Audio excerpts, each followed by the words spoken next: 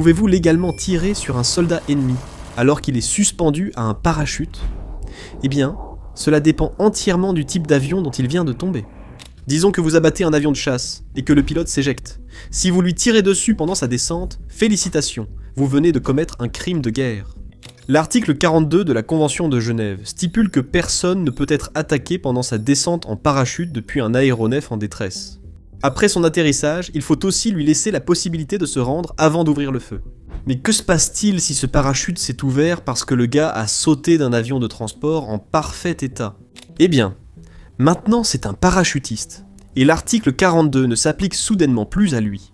L'abattre en plein ciel est parfaitement légal, et il en va de même pour lui tirer dessus dès que ses bottes touchent le sol. C'est parce qu'un pilote qui s'éjecte d'un avion en flammes est en quelque sorte un marin naufragé du ciel. Et comme son avion n'est plus là, son arme a disparu avec lui et tout ce qu'il fait maintenant, c'est essayer de survivre à la chute. Mais un parachutiste, c'est tout le contraire.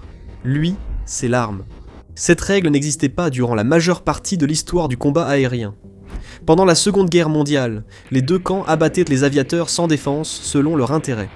Un pilote que vous laissez repartir aujourd'hui sera de retour dès la semaine prochaine dans un nouvel avion pour vous bombarder à nouveau.